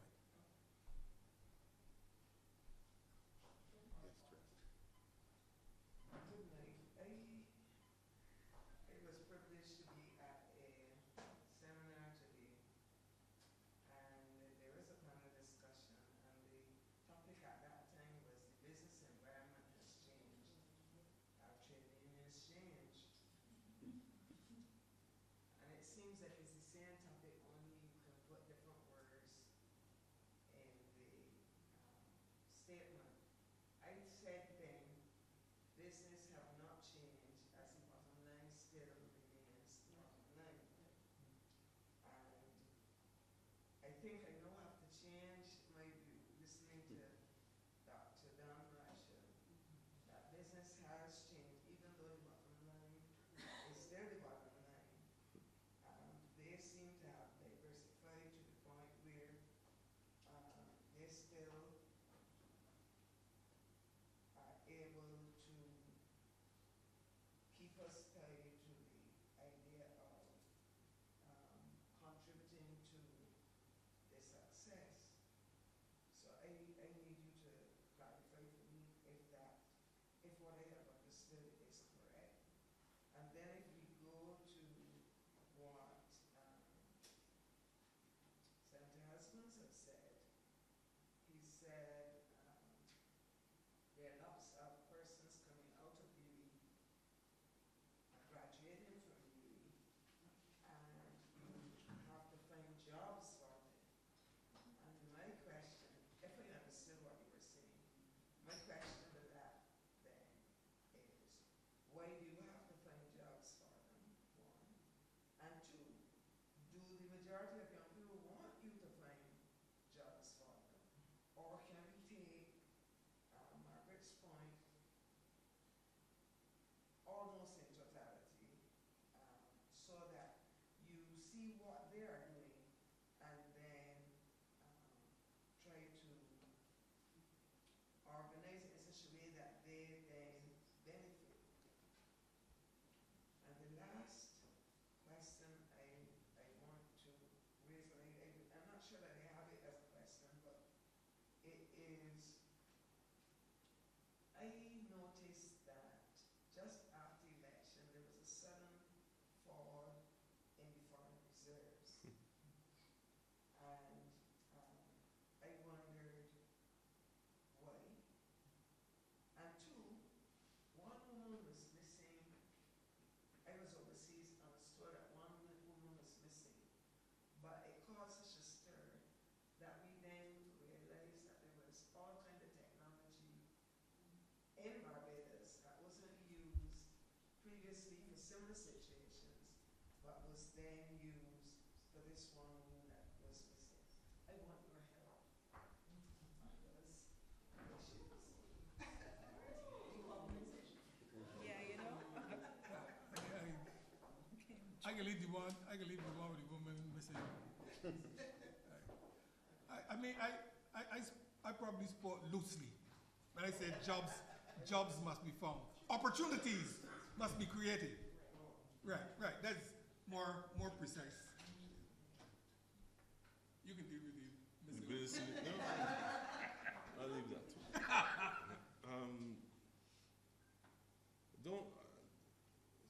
Don't misunderstand me in relation to how businesses have developed over the last, let's say, last 49 years. I have no problem with the individual businesses. and I'm talking about the established businesses. They provide employment, some corporation tax. I believe that none of them owes the taxman anything. They pay their VAT on time. I want to believe that, okay? And so that individually, I have no problem with their operations. What I have a problem with is that they, in our democracy, enjoy a platform where we get to hear their views, and in some cases we recognize that they're not a progressive group. Okay? We still hear admonishment of governments to, in the language of get the economy going, and I'm like, what? Who? What? Well, they're to be constantly innovative. They're to, invest in research and development. They're to conduct the innovation, the product deepening. They're to diversify their portfolios. They're to mimic Goddards, and the high flyers. So when you say get the economy going, and you're quarreling with the Minister for that, I never get it. You understand? So we hear this shibboleth from time to time that governments don't really compete, firms do. And then we look at our firms. And the gall, right, irritates me. Which goes to the point about the tripartism that Harry spoke about. My problem with the tripartite arrangement is not to do with the quarreling among family members, right? I think this is part and parcel of any institution. There will be, and there have to be. There has got to be dissent. I would be worried if we had a social partnership and everybody was hunky-dory. I would know this is an elite stratagem that serves them, okay? So that the fissures and fault lines occurs within the union, the union aspect of it, I don't have a problem. I don't have a problem. Some of the issues may appear on the surface petty, but there may be deep fundamental divisions in approach, strategy, and how we represent the workers' interests. That might bubble over into a personality quirk. And we might get caught up in the personality differences and miss that, under there's a perception that under the rulership, under the guidance of a particular union is a softly approach to all the issues, and under another one you get more. Anyway, my problem with the tripartite arrangement is how the business class is insulated from the politics of tripartism. The governments are held to account, even if it is once every 5 years, right? At least. The unions are held to account because dues paying members can switch. And all the employers do is promise to perform. But we have no sense of controlling, influencing, cajoling their investment decisions. When they decide to disinvest or to go into conspicuous consumption, nothing we can do. When they could decide to run banks' holdings in a way in which the shares are so low, and you can't, when you land off a plane in St. Vincent, Grenada, anywhere in the OECS, where we say we enjoy a trade advantage, you can't find a banks. I don't drink beer, but I know what I'm talking about. You cannot find a banks in a basic Audemars. I agree. I'm writing missives to the paper advising shareholders, rubbish. You never manage the thing properly. You're sitting on a gold mine. Okay? So, so I always come back. I would admit that if I sound a little angry sometimes in the press when it comes to the traditional business classes, because I think that to whom much is given, much is deserved, much is expected, and they haven't always. Just adding to a point that Don was making in relation to the business class. And I think that is as a result of an old class structure with a mindset associated with a very close and insular oligarchy that over time has been allowed to develop. So you would see a lot of old money still in the system. These old plantation type families, that came out of plantation type, are the ones with the money, and they keep it they marry their cousins and they keep the money. Exactly. So that mindset will never change as long as those people remain a part of the system. Although it was slightly different, say that just a slight difference I would add though. I think I'm talking about conservative enterprise culture, that people will marry in and so on and still exhibit that culture. You will hire a young professional out of UE to run the place, and he runs it or she runs it in the same way. It's like, don't rock the boat. This is how we do things. We're not into too much of the, look, the World Development Report, I'm not making this up, the World Development Report, you read any of them in the last 10 years, they're appalled about the private sector in Barbados. Appalled. They say that there's a hiatus between the businesses and research and development, right? And I applaud the scholarships, by the way, that we get from a number of the companies in our education system. Why I'm not talking about that kind of immersion with research and development. That's not the kind of immersion I'm talking about. I'm talking about immersion in terms of all those studies done at Carefield campus, for example, or the University of West Indies proper, in agriculture, in different entomological studies about certain insects that are harmful to certain plants and so on. All that research is gathering dust. And every time I hear someone says, UE graduates gotta go there and find work too, I ask, me in Kakulan, this is Barbados. You don't go there and make your way that easily. Of course they should. Of course you should seek to be entrepreneurial. But it's class-based talk that we're engaging in. Because certain people know they don't even have to go to university. You understand? But we telling the sons and daughters of a maid, you better, I hope you're entrepreneurial, you're in a job, you gotta find a way and make it. But, so it's complex, it's multi-layered, it's complex. On the one hand, the government cannot, as they've been doing, be sole employer of all this labor. It cannot be sustained. And in some ways, you have to be entrepreneurial, but anyone that knows anything about entrepreneurship knows that there are innate qualities, innate characteristics that make you successful. Not everybody passing through you, you have those innate characteristics to go up there with a bloodier than no attitude. Not everybody's like that. And a lot of the entrepreneurs, by the way, that we hail as successful and we confer all kind of honorific titles are really tenderpreneurs. They rely on government tender, on contract, on favor, both governments. So I mean, come on, they don't get a tender, they're out of work. So it's complex.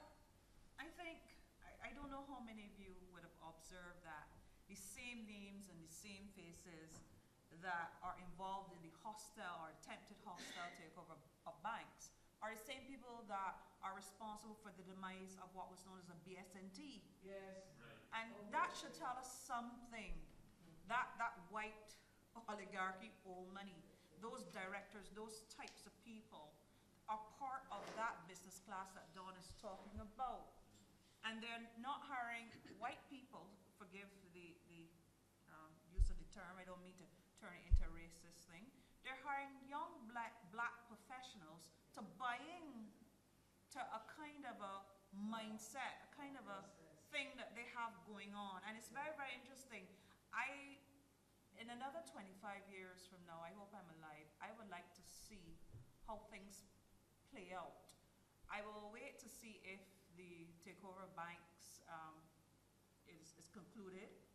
I will wait to see who are the people that come out quote unquote on top. It seems to me that there's a oligarch in Barbados who's responsible for the sale of things that we consider to be quote unquote Barbadian. And nobody's pointing a finger at these individuals, at these names. One of them got knighthood, and another one is all very familiar to us. I know the name, I'm not calling any name.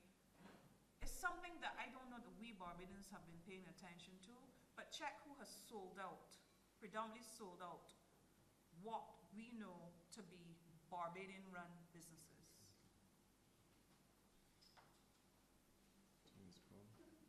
Yes. Mr. Paul. Listening to the, sorry, hearing, listening to the discussion, it was very interesting that you talk about the colonization and the finding, which is really, we were colonized. James, I can't hear so well. We were colonized, and our economies were run to benefit certain countries. The extent to which that has changed is very limited. And when we talk about the independence of the political process, what we learn from it is that at this stage in our history, to the extent to which we have changed the relationship that exists between us and the rest of the world. Not only that, to the extent to which the resources that we have managed to garner, we use it to benefit us, to change the relationship that exists. It was interesting when I heard some of the comments that came, and Harry's comment was very interesting when he talked about jobs. I heard Margaret's comment about young people. The fact of the matter, we can't find jobs. And jobs are not found, they are created. And demands innovation and creativity for that to happen. The extent to which we have been successful in creating people who are innovative, who are creative, and who are adventurous in order to try that determines our success. The other point I wish to make is this, that we talk about young people and the occupations. You know, recently I commented on the fact that we had a gentleman, a farm closed down in this country. Closed down. And doing something which, in truth and fact, it took years of research to do. I have not heard any of the so-called enlightened persons around us come and say, why has it been allowed to happen? Instead, what I hear is a gloating person saying, you know, I did it to prove a point. And now I've proven my point. And I'm interested. Yet, we glorify people like those in this country. That's what we do. We glorify people like them.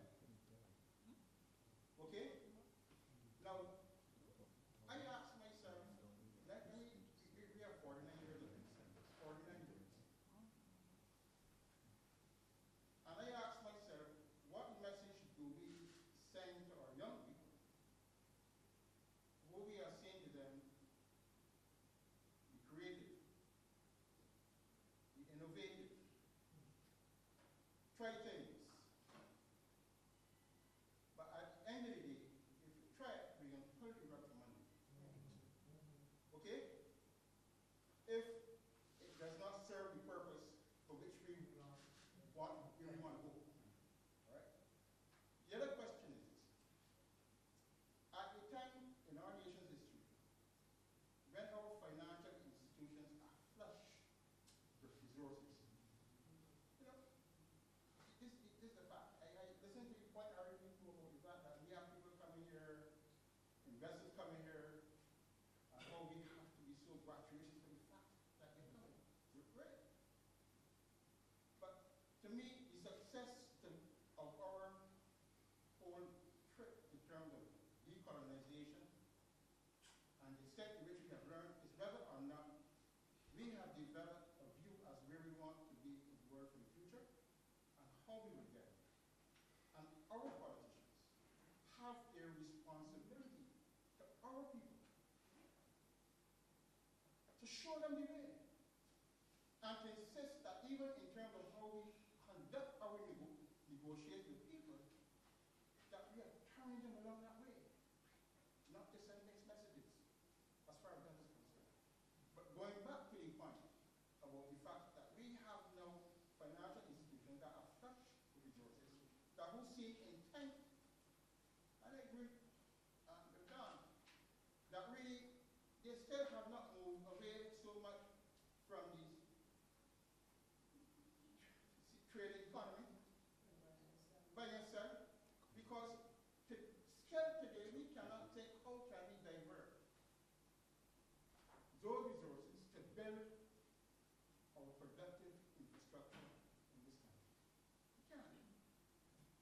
And yet, we talk about independence because in truth and in fact, no matter how small we are, our ability to provide our young people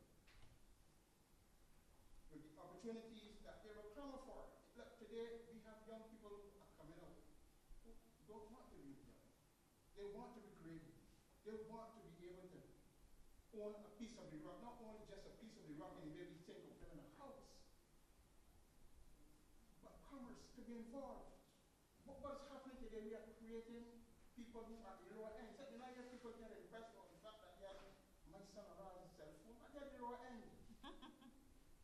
When we look at the scheme of things, is that other countries have determined our paths. When are we going to get to the point where we try to determine where we want to position ourselves in the next 50 years? Those are the fundamental issues. And not only that, how do we use the political process to help us to go in that particular direction? I don't think the panel can answer me those questions. Because it is not about the now, it is about the future. The now has already been set. It is really how do we use the resources that we have today to help us to where we want to get, because if we do not do that, the frustration that our young people feel will explode somehow. How do we challenge it? How do we do that? How do we give them that confidence? What do I say to my son and my daughter? How do I show them that we have created a world in which they can be equals, not people who have to wait till a developed country person comes down here to give them things, because all that will happen is that they will are repositioned. Maybe the panel can do that. Sorry, another comment. All right. There's a lot, James. Yeah, James- James said a lot, but just want to. James, you know, I hear what you say, but we live on 166 square miles of rock in the middle of the Atlantic. So it is what negotiations and compromises we can make with the rest of the world in order to be able to survive. I'm not as idealistic as you are. Yeah. We have to make some compromises with the rest of the world, not just with Trinidad and so on and so forth. And if we are part of the world capitalist process, you know, I made my peace with all those things years ago. If we are part of the world capitalist process, then we have to duck and dodge in order to survive. But I want to make a point about our young people. You know, I think that sometimes the media, and I don't want to blame the media, my friend, I don't want to blame the media, but we allow ourselves sometimes to be swept up in a media frenzy about our young people. Recently, in talking to a lot of our young people, I've been saying to them that this is the most successful young generation in our history. If you start with Rihanna, whatever you think about her and so on and so forth, there has not been a Barbadian, a white oligarch or anybody who has been as successful internationally, and you don't have to like what she's doing, or athletes. At a time when we don't even have a stadium, we have more athletes in the top grade, and not just winning medals, not just winning medals, because if you are in the semi-final, if you are in the finals of the World Championships or the semi-finals, you are in the top 20 in your event worldwide. There are 7, and I know this is for Don, there are 7 Bajans on the West Indies cricket team. It's a poor team, but the 7 Bajans definitely last. And we could go on and on and on about what our young people are doing. And not, and not get too caught up in issues of violence and so on. Our young people are, I think I'm spoiled. I look at my immediate relatives, young people, what they're doing, and I'm amazed. They've gone beyond what I was able to accomplish nationally, regionally, and internationally. And if we don't be careful, we can be selling our young people a view of themselves that is going to be hard to recover from. But on your major point, I come back to what I was saying. I understand what you're saying. I believe in that too. But on this rock of 166 square miles in the middle of the Atlantic, there are certain compromises and negotiations that we have to undertake if we will survive. All right, let me quickly for you. Let me just invoke a Barrowism. I'm begging a boy for a living. Right? I hear you, Harry. I don't know. Maybe it's the language. You don't intend it to mean it like that, right? But we are begging the world for I said space. we have to negotiate. All right, I hear you. We have to negotiate and compromise. But every country in the world, 190 countries in the world, and that is part and parcel of what they all do. At the same time, there are power asymmetries. I accept that. There are diverse power centers, and there are powerful actors, and so on. But we have a power of our own, the power to determine where we want to go in some respects and to pursue that plan. Now, I think with due respect, part of the political process, you say we need, how do we author that political process? I really, with due respect to career politicians, right? I don't know that they're leading or should lead us anywhere. I know this might sound counterintuitive or controversial, right? But you see those young people you're talking about, right? We need to find a way to determine through horizontal social dialogue. Horizontal no means we're talking across the society, right? Politicians have good ideas, but there are other good ideas out there too. And we need to find a way in which we would say where we want to go. I do believe, however, the political parties have to draw a line in the sand about the things they would not compromise on, the things they would not sell this country on. So I agree in that sense of leadership, right? Now, I think we have an obligation to those talented 90%. And we have to, at the same time, recognize that within that 90%, I can deal with the other 10, but we got to recognize that within that 90%, they have to survive in a context where we are experiencing a systemic crisis. Systemic in that it's not enough to simply say the development paradigm that we have been living in is shot. It's a sense of how do we get around and get past that predicament. I tell my students that we are living in an age of interacting and converging crises. They're not separated. So the crisis to do with climate change is to do with the urban fossil fuel paradigm coming to some end, right? But that's also let's also marry that with the fact that finance has now become the master of our economy. So we first honor our debts, make sure that the bondholders and the capital markets are happy, and then we do development after that. That's a fact. We do that first, and then we do development after that. That's part of the systemic crisis that we face. And in the negotiations and whatnot, we have to be present where the big talk about what to do on this big question takes place. So I can tell you, for example, when the Bank of International Settlements is meeting, where our central bank governors are supposed to be there, the message from Barbados is not anything about a tax on certain kinds of investment, like speculation and so on. We're not on the big issues, that's what I'm saying. We don't know what the big issues are and the campaigns that we should be a part of. But we know that Singapore and other countries that we seek to emulate stand for certain things that will bring about global systemic change. But we're never on those campaigns. We are waiting on an anemic CARICOM to determine if we should be doing certain things. You understand?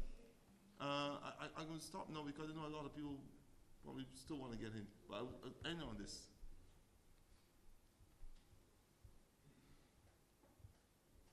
We should never, never, never, as we seek to plot our future and so on, make any compromises about the things that we need to harness and protect and propel as we go forward. And we just have to settle as a country what are those things that we want to hold there. And I wish elections were won or lost on those points. That the issues that you will seek to pursue as a way of Barbados, as a way of renewing the Barbados' model, will be the issues you will stand for.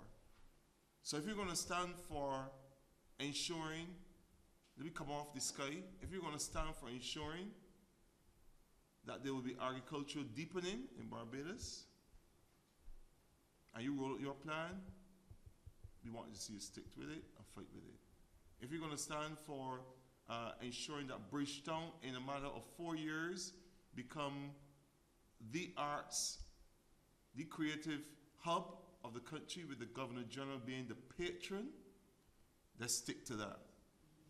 If you're about a thorough makeover of tourism in the direction of community-based tourism, using what we grow, using local resources and so on, let's start. And you must identify 10 service providers, some number of service providers, new service providers in the area of renewable energy, that whole sector, and greening the economy. 10 new businesses that are innovative driven should be formed. I just call 10, but I'm saying some percentage. You can't get by rewarding the same old folks with the same mentalities. All right, James, the reality is that Barbados is highly dependent upon consumption. The young people themselves are contributing vastly to this model of consumption that, according to economists, drives our economy. I don't know that we'll be able to stop it in a hurry unless we find the capacity to develop our export capabilities. In other words, find things to export. Another option is to earn foreign exchange, and it has to be on a sustainable level. So for example, if we find oil, something like that, those types of things will be able to decrease our dependency upon this consumption model that Barbados currently follows. That is the reality. You are in a policy-making position. You sit close to the government. You are able to separate the reality from the perception. You're able to separate the reality from the idealism. So the reality, from my own perspective where I sit, I don't sit where you sit. I understand that consumption drives this economy. I understand that young people are major players in that. But I also understand we haven't developed in any mature way or export capacities to wean us off of that pattern of consumption. So therefore, we will continue to be consumers and continue to allow consumption to drive the economy until we can find other sources of earning foreign exchange, and therefore, wean ourselves off of that consumption mentality. And that's the only way I could answer your comment. Senator Ward, you have. Sorry, good evening.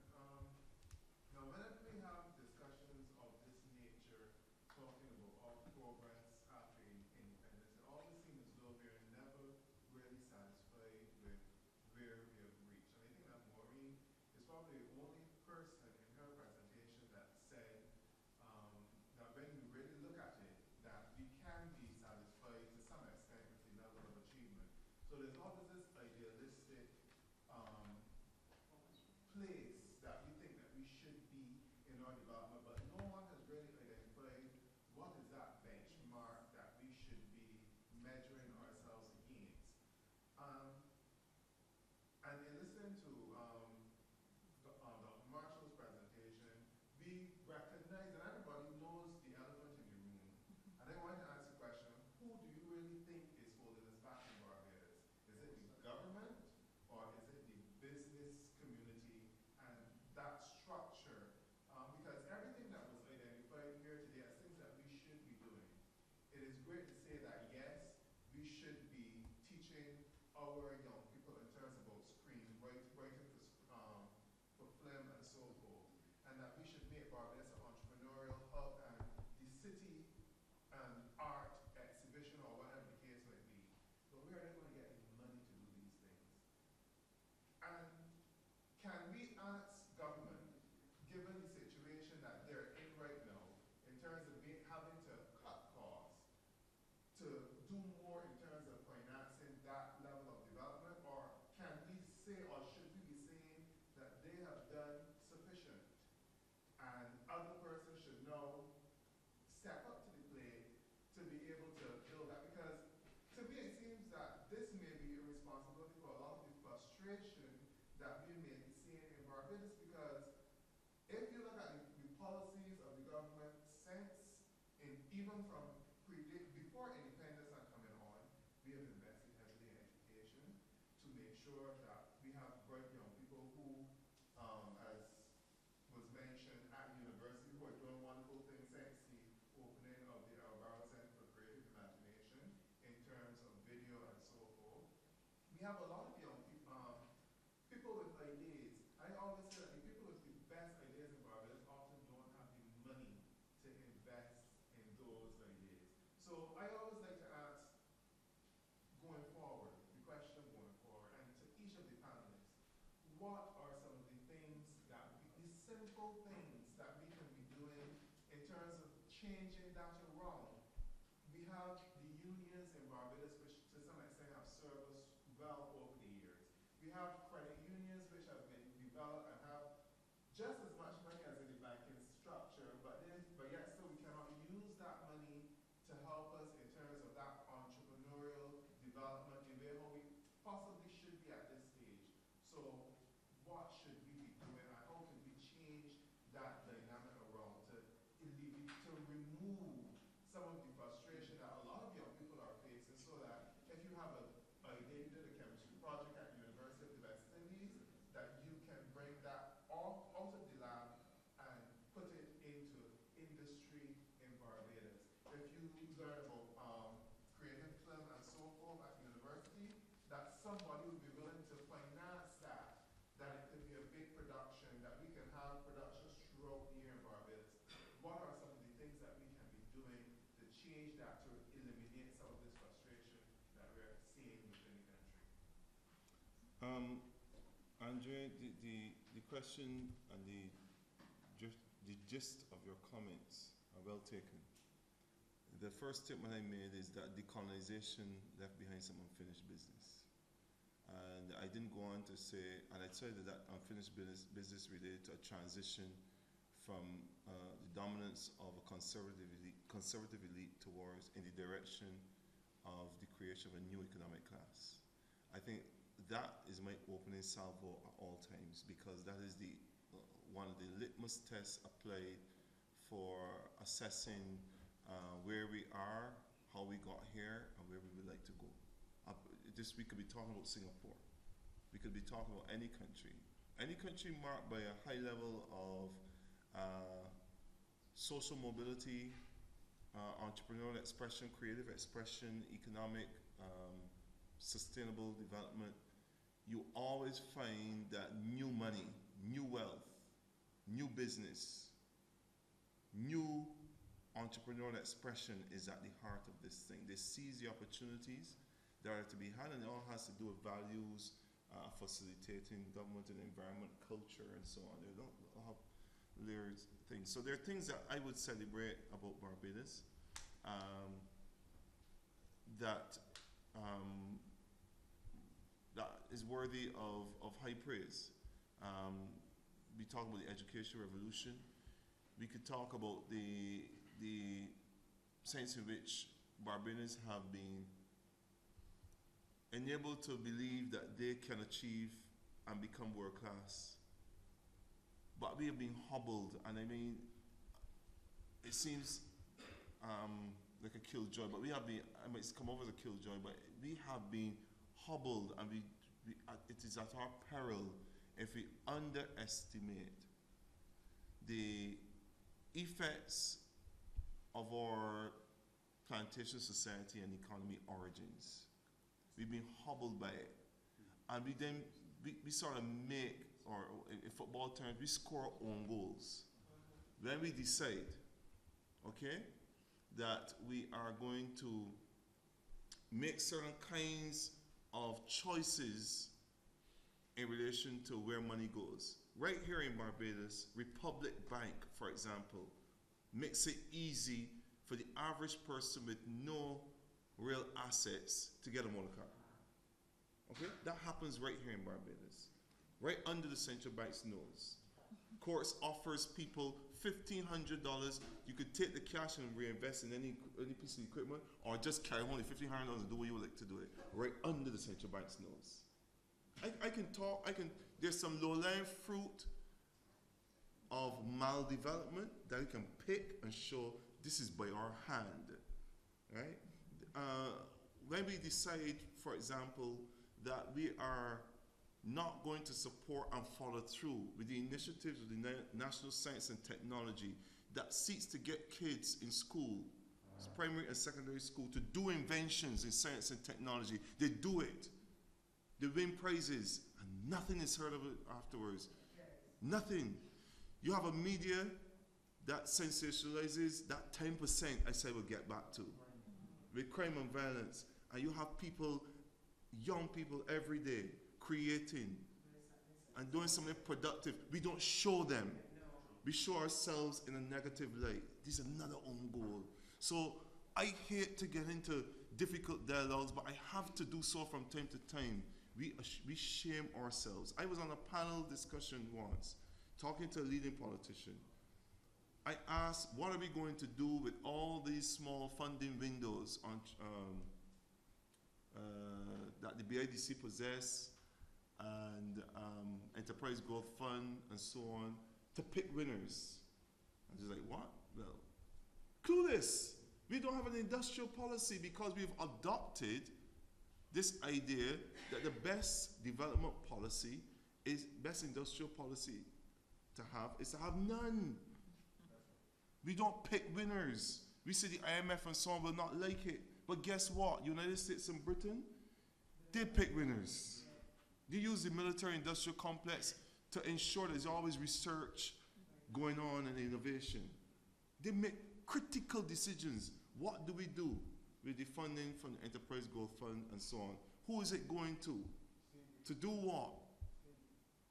You understand? So you have people in Rosemary that does good work with food and so on. Somebody that makes flour out of cassava. And what are we doing? We are nickel and diming our way on these initiatives while making conscious decisions to support a business class with no ideas. I mean, I see it happening. That's not the IMF doing it to us. We do it to ourselves. So, it's not idealistic, I'm saying. We make conscious choices. When we decide, for example, I have no problem. I sit here as an employee of the University of West Indies. If you're going to take money, if you're going to make it an 80-20 split, I have no problem. In relation to tuition fees, 20% economic cost by government, 80%. I have no problem with that policy shift. If you're going to take money, but I have a problem while sitting at the University of West Indies with the fact that we are not investing enough in primary school outcomes. We're not investing enough in preschool. So I ain't even in the whether or not universities' money should be restored or anything. We are the last stop on that station. You got preschool, primary school. Too many people leave primary school without getting a decent percentage mark. And then they're blighted and so on and so forth. We need to fix that. Too many people leave school and don't know they're dyslexic. They don't test. In the private schools, there's always constant testing. In the primary school, there is periodic, but not as frequent. So there's some things that we can fix and we can do better with. And there's some things that we have done fantastically well with. I still think Barbados is one of the leading countries that have been very sensitive to the whole issue of the international financial sector. I think we do well. We punch above our weight and class. I think we do well in that area. I think we do very well as well in relation to orderliness in business. Now, I'm never one of these people that feel that business facilitation in Barbados is a problem. Because I know exactly the games that go on. Countries invent statistics about the time it takes to do business. I'm telling you they do that. They tell you 1 day and 1 week. And so on. That's a lie. They invent it to get the metrics look good. Right? And I know from research that I have colleagues doing with the town country planning, a lot of people get their business plans stopped for legitimate reasons. So whenever I hear the Prime Minister speaking as the Chief Town Planner about these issues, I know he's to be absolutely correct.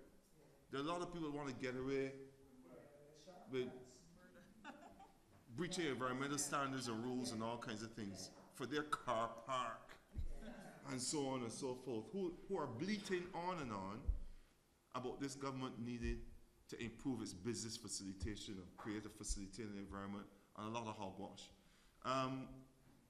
So I know there's certain things that we do well, but truth is we are blighted by a parasitic class that happen to be part of the leading elements of our class. We are in the midst of an echo chamber in relation that we have no one is willing to say uncomfortable truths. And we are saddled by this illusion that what I call creolized conceit, that God has blessed this country and that all the ways, everything that brought us to this point is because God is a Bajan, and that kind of nonsense that, to my mind, baits us to continue making mistakes in God's name. I promise you my answer would not be as long-winded Sorry. as Dawn's, but short answer to your question, Senator Worrell, and that's not meant to No, it's passion. right, a short answer to your question, short and direct. We need more Barbadians with the capital to invest in Barbados. We need them to be less risk-averse and to support entrepreneurship, creativity, the creativity potential wherever it may be found in Barbados. And that is the only way, in my view, that we can help to develop Barbados. That's it.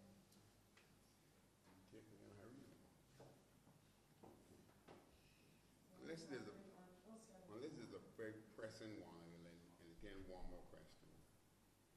This is not a pressing point. This is just to say, in collaboration with what Dr. Don has said, that the papers, and I'm particularly picking on the media in terms of publicizing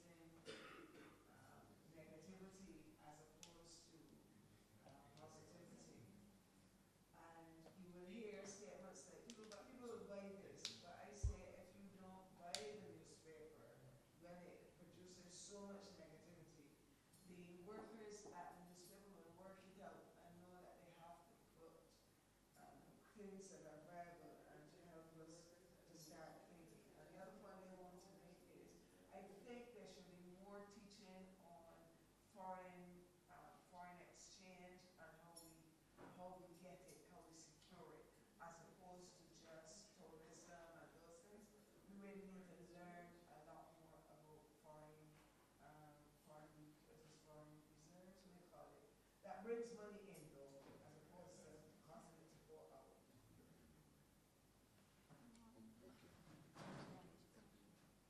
Thank you, and I'm sure you will agree that we had a very successful night.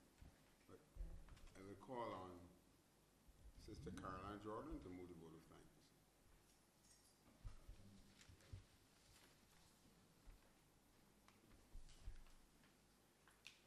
Yes, please.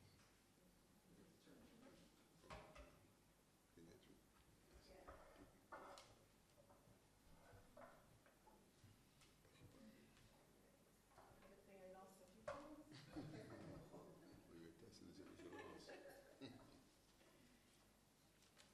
Good evening, everybody. Senator Worrell, distinguished panelists, ladies and gentlemen. My name is Karen Jordan, and it is my job this evening to give the vote of thanks. I'll start